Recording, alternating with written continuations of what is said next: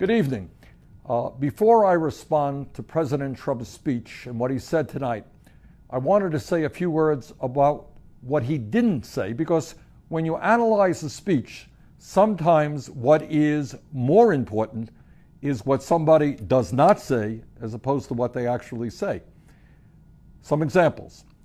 At a time when over half of older Americans have no retirement savings, I did not hear President Trump say one word, not one word, about Social Security or Medicare.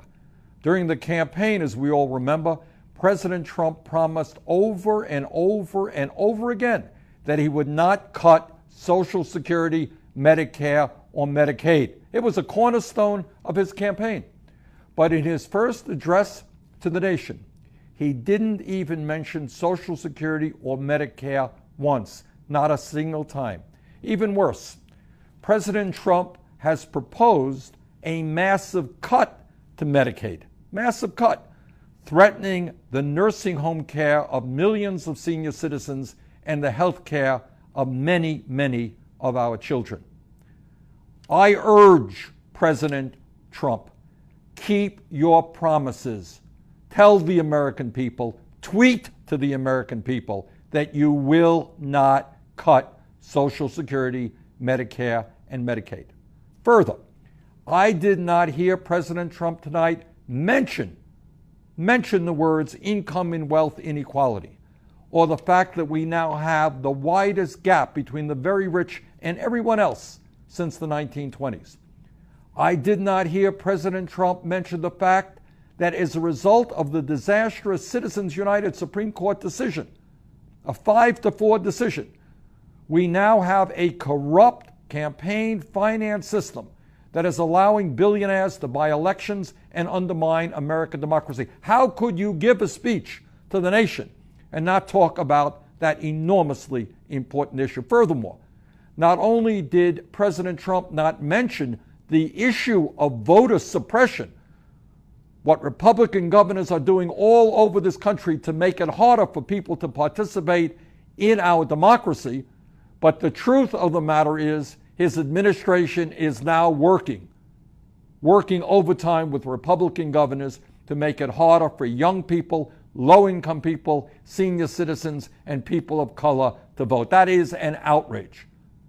Perhaps most astoundingly, at a time when the scientific community is virtually unanimous in telling us that climate change is real, that it is caused by human activity, that it is already causing devastating problems in our country and all over the world, I did not hear President Trump say one word, not one word, about the need to combat climate change, the greatest environmental threat facing our planet.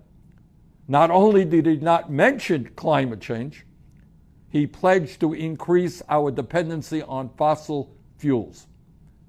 Furthermore, at a time when we have more people in jail than any other country on earth, disproportionately African American, Latino, Native American, I did not hear President Trump say one word about how he was going to fix a broken criminal justice system. Yes, we must support the hard work of men and women in the police departments and the sheriff's departments all over this country. But we must end also the disgrace of having more people in jail than any other country on earth. Furthermore, at a time when we need the best educated workforce in the world to compete in a highly competitive global economy, I did not hear President Trump say one word, not one word, about the need to lower the cost of college and to do what countries all over the world are doing, and that is to make public colleges and universities tuition free. It's an enormously important issue, impacting millions of families throughout this country. Not one word about making colleges more affordable, not one word about addressing the crisis of student debt. During his campaign, President Trump told us that he was going to take on Wall Street and drain the swamp. Remember that? He was going to drain the swamp. Well, the swamp, big time, is now in his administration, which has more millionaires and billionaires than any presidential administration in history.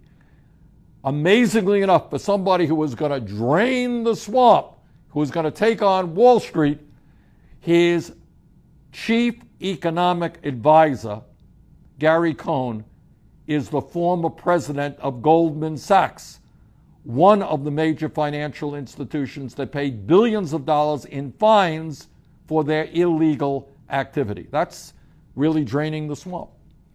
Needless to say, I did not hear President Trump say one word about another campaign promise that he made to the American people, and that was to reinstate the Glass-Steagall Act. Now, that's a little bit about what Trump did not say tonight. Let me just say a few words about what he did say.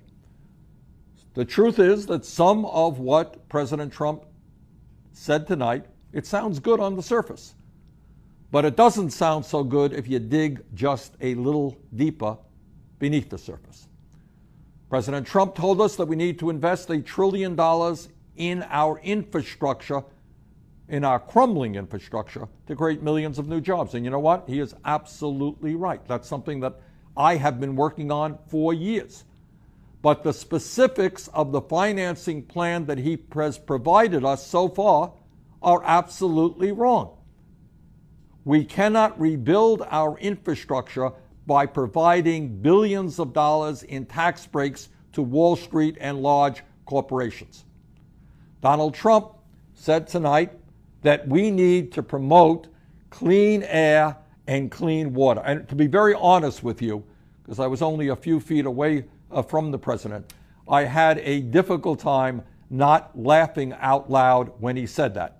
Because on this very, very day, he signed an executive order rolling back President Obama's clean water rules and has appointed the most anti-environmental EPA administrator in our nation's history. President Trump said tonight that he wants to substantially increase funding for the Pentagon. What he didn't say tonight is that he will come up with that $84 billion in increased funding for the Pentagon by slashing programs that benefit the working people of this country, that benefit the elderly, that benefit the children, the sick, and the poor. Now, here's the truth. At a time when our country spends more on defense than the next 12 countries combined, when virtually every major defense contractor has committed fraud and has had to pay fines to the federal government for their fraudulent activity, at a time when the Pentagon has buried evidence of $125 billion in bureaucratic waste, President Trump wants to increase defense spending by $84 billion over the next year and a half. And let me be very clear in stating that I think those priorities are wrong. We should not be cutting massively programs for people in need and then significantly expanding spending for the military. And let's be also clear. The $84 billion that President Trump wants to pump into the bloated Pentagon budget could, just as one example, provide free tuition at every public college and university in this country and begin to reduce the crushing burden of student debt in America. That is a choice.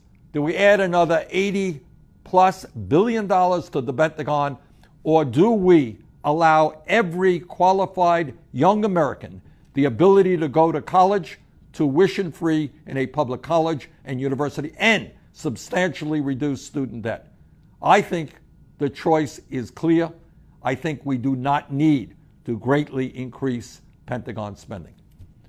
And while President Trump wants to slash programs that the elderly, the children, the sick, and the poorest Americans desperately rely on, he also thinks that it is a great idea to provide nearly $3 trillion in tax breaks to the top 1%.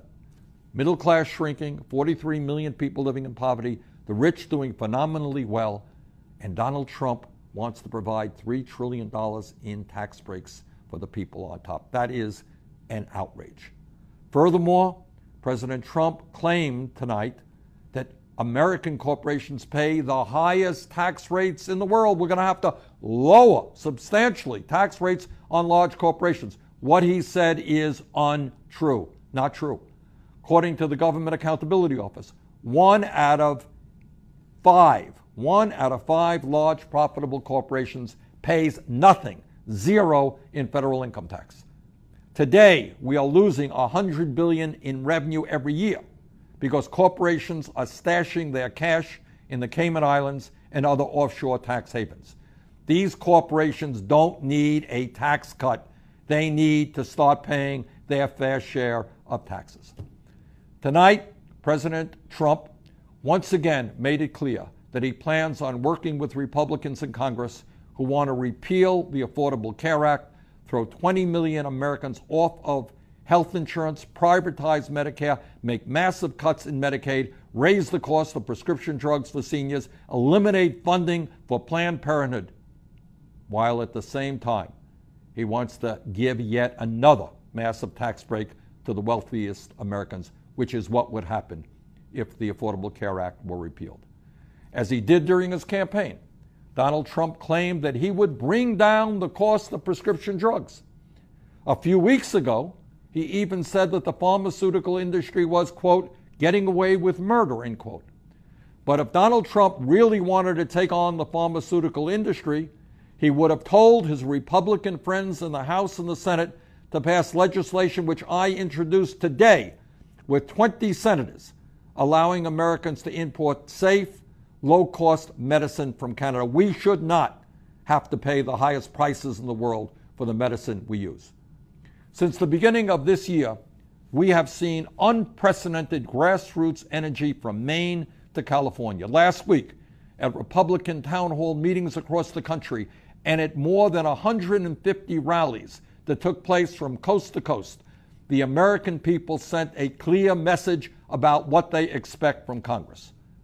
As a result, the Republicans are getting very, very worried. They're not so cocky anymore about simply repealing Obamacare. And they should be worried because the American people are standing up. And what they are saying loudly and clearly is, no, you're not going to repeal the Affordable Care Act. No, you're not going to destroy it. You are going to improve it. And in my view, what we must be doing right now is not only defending the Affordable Care Act, not only improving the Affordable Care Act, we have got to move forward to join the rest of the industrialized world and guarantee health care to all people as a right, not a privilege. We must go forward towards a Medicare for all single-payer program. But defeating these attempts to destroy the Affordable Care Act and transfer even more of our nation's wealth to Donald Trump and his billionaire friends is going to take all of us coming together and making our voices heard.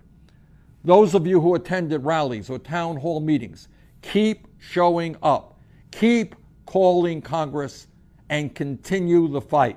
The Republicans are now on the defensive, and we've got to continue to push them back. Those of you who haven't taken action yet, we need your voices. We need your action.